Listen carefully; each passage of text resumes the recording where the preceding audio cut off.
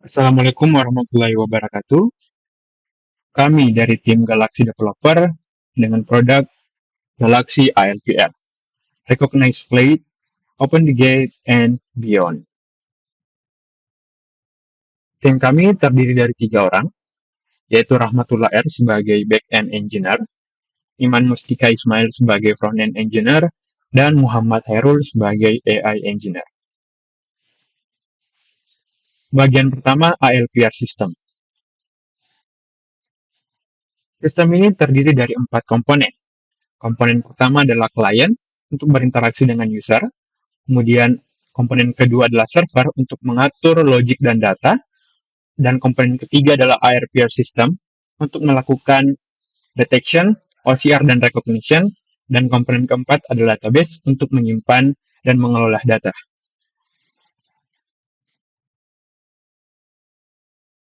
Komponen ALPR system bekerja sebagai berikut.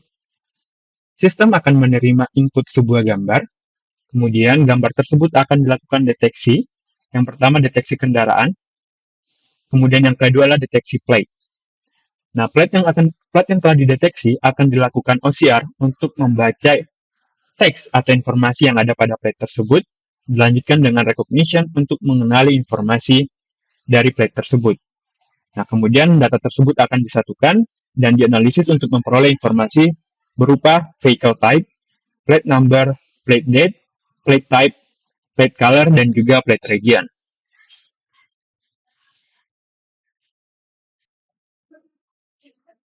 Kami melakukan pengujian terhadap 4 general test case. Yang pertama adalah one vehicle, one plate, di mana ada satu kendaraan dan juga ada satu plate yang terdeteksi. Kemudian case yang kedua adalah multiple vehicle dan juga multiple plate, di mana terdapat beberapa kendaraan dan juga beberapa plate. Kemudian yang ketiga adalah vehicle without plate, di mana kendaraannya berhasil dideteksi tetapi plate-nya tidak terdeteksi. Kemudian yang keempat adalah plate without vehicle, di mana plate-nya berhasil dideteksi tapi kendaraannya tidak terdeteksi atau tidak ada kendaraan.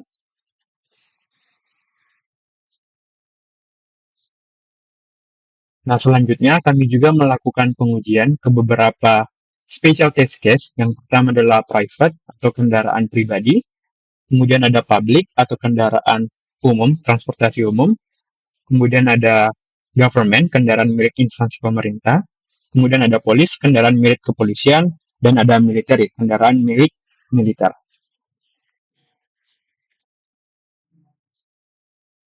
Nah, dan juga kami melakukan pengujian ke beberapa 8 test case atau case yang dianggap unik atau tidak biasa terjadi. Yang pertama adalah bentuk plate yang abnormal, kemudian yang kedua adalah plate-nya itu mengalami kerusakan, kemudian yang ketiga plate-nya terkena cahaya atau terkena cahaya matahari dan juga silau, kemudian yang keempat itu beberapa kendaraan dengan posisi plate yang tidak semestinya, dan yang kelima adalah posisi plate kendaraan itu tertutup atau terhalang oleh sesuatu objek tertentu.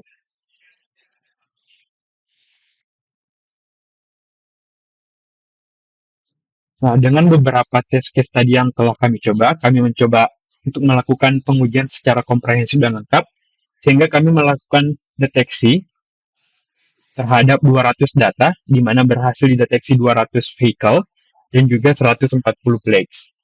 Dengan akurasi matriks, 99% kendaraan berhasil dideteksi, 97% plat berhasil dideteksi, dan 96% plat berhasil dibaca dengan baik menggunakan OCR. Nah, kemudian untuk processing speed, di mana untuk melakukan deteksi kendaraan membutuhkan waktu 0,2 detik untuk deteksi plate dengan waktu 0,2 detik, dan untuk membaca plate menggunakan OCR yaitu 1,9 detik. Nah, dengan data ini kami peroleh overall akurasi sebesar 97% dan dengan waktu processing sekitar 2,41 detik para processing time.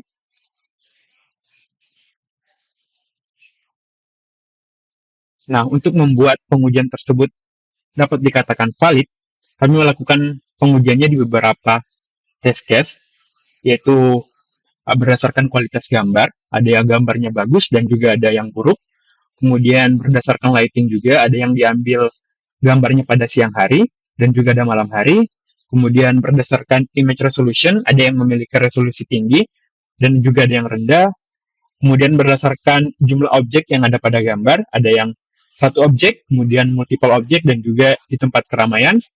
Kemudian ada berdasarkan jarak kendaraan ke kamera, ada yang dekat, medium dan juga ada yang jauh. Dan yang terakhir berdasarkan angle kamera, ada yang berada di depan kendaraan, di samping dan juga berupa top down. Nah, untuk melihat hasil performance analytics dengan baik, teman-teman bisa mengunjungi link tersebut. Selanjutnya, cost analytics. Kami menyediakan 3 opsi penggunaan sistem ini, yaitu free tier, paid tier, dan self-hosted. Nah, yang pertama free tier. Penggunaan sistem ini bersifat free, tetapi dengan limit 30 plate recognition per menit atau 1.500 plate recognition per hari. Kemudian yang kedua untuk paid tier, ini unlimited request, tetapi dengan cost sebesar $0,0002 per one plate recognition atau setara dengan Rp3,25 per one plate recognition. Nah, untuk estimasi, jika ingin melakukan deteksi plate terhadap 3.000 kendaraan, maka biayanya hanya sekitar Rp3.000. Dan opsi yang ketiga adalah self-hosted, di mana yang tidak memiliki limit dan juga bersifat free, tetapi sangat bergantung kepada hardware yang digunakan. Oke, kali ini saya akan menjelaskan terkait alur pada sisi client side atau pada sisi front end. Pertama, saat pertama kali kita masuk, kita akan melihat halaman login page, di mana setelah kita melakukan login dan melakukan authentication, maka akan diarahkan ke halaman home atau upload page, di mana pada halaman ini terdiri dari 2 tab. Yang pertama ada tab image dan tab webcam. Di mana untuk tab image di sini kita bisa mengupload image dari lokal, dan kemudian untuk tab webcam di sini kita bisa mengaktifkan kamera webcam untuk melakukan deteksi. Pada tab ini juga terdapat area detection yang bisa diaktifkan dan dinonaktifkan. Ini fungsinya untuk mengatur area spesifik yang akan dideteksi di dalam box berwarna hijau. Setelah kita mengambil gambar dan menekan tombol process detection, kita bisa melihat hasilnya pada halaman result, di mana pada halaman result ini terdapat original image dan image yang udah diberikan bounding box pada kendaraan dan plate-nya. Di sini kita bisa melihat detailnya. Di sini ada gambar kendaraan dan gambar platnya, dan detail dari hasil deteksinya yang terdiri dari tipe kendaraan, nomor plat, plate date, dan tipe platnya ada apa, region platnya, warna teks plat, dan warna background dari platnya.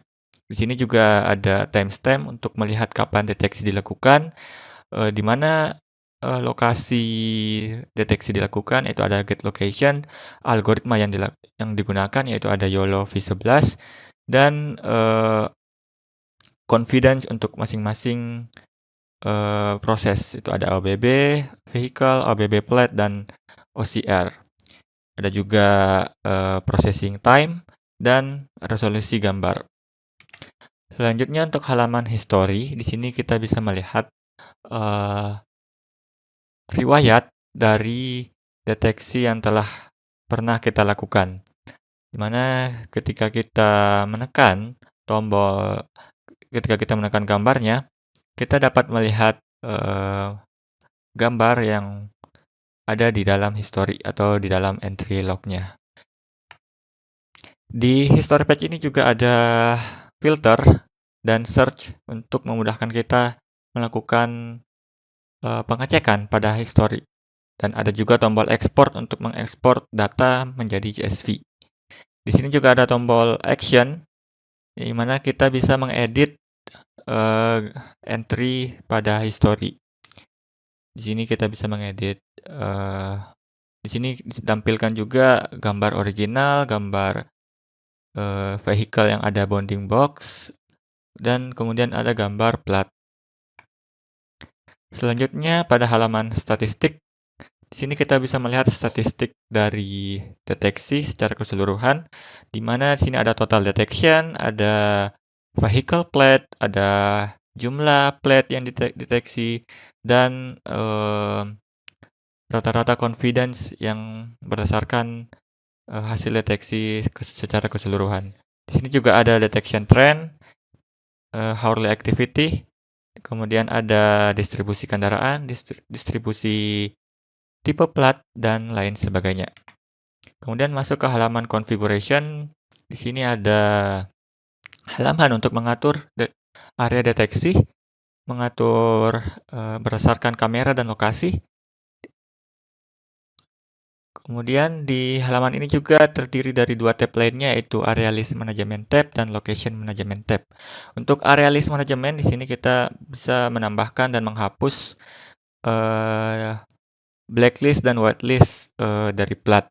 Untuk Location Management, di sini kita bisa menambahkan dan menghapus dari lokasi yang ingin ditambahkan atau yang ingin dihapus.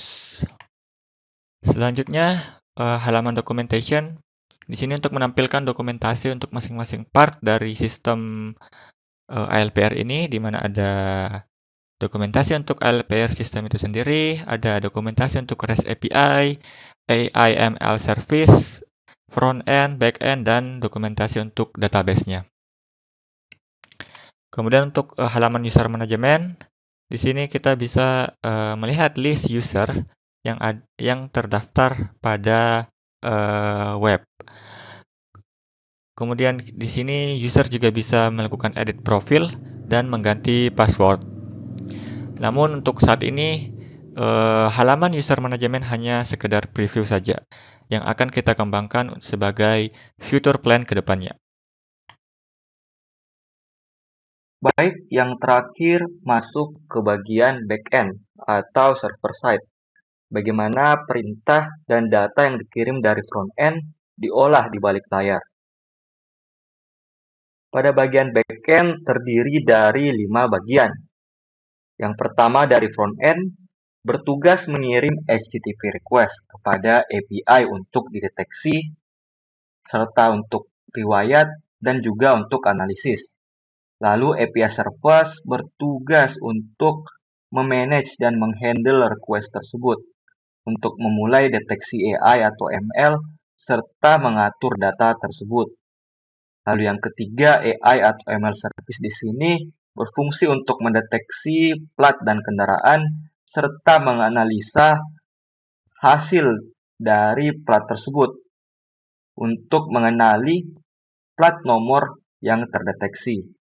Lalu kemudian ada database yang berfungsi menyimpan setiap deteksi beserta data pengguna dan statistik. Database di sini ialah SQLite. Lalu yang terakhir adalah static output files, di mana ini adalah penyimpanan gambar hasil deteksi beserta gambar yang telah diupload. Berikutnya kita masuk ke bagian API. Di bagian API terdapat banyak endpoint. Berikut adalah endpoint yang dapat kita tampilkan menggunakan Swagger yang disediakan oleh REST API. Kita dapat mengunjunginya pada bagian /docs. Secara garis besar, REST API endpoint-nya memiliki 6 tugas. Yang pertama ada detection dan image processing. Yang kedua ada vehicle management, yaitu memanage kendaraan. Dan yang ketiga ada manajemen plat.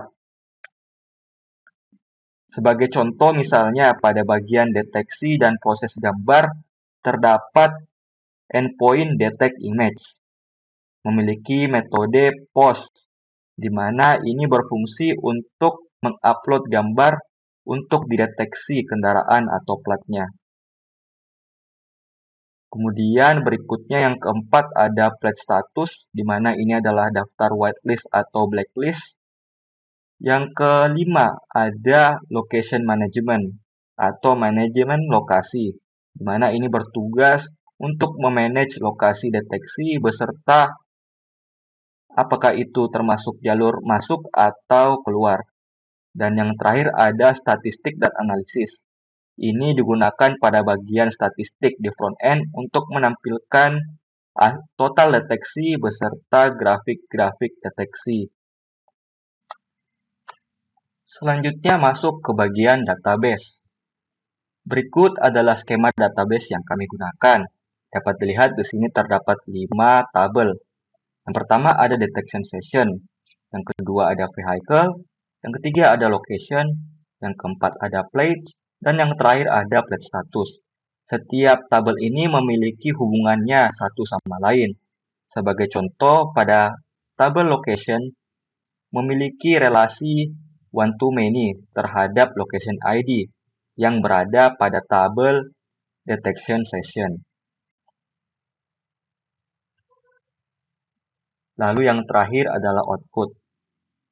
Berikut adalah output dari proyek kami. Ada video demo, dokumentasi, video presentasi, beserta link performance analytics yang dapat diakses di sini. Lalu ada juga link dari dataset yang kami buat. Sekian, recognize plate, open the gate, and beyond. Terima kasih.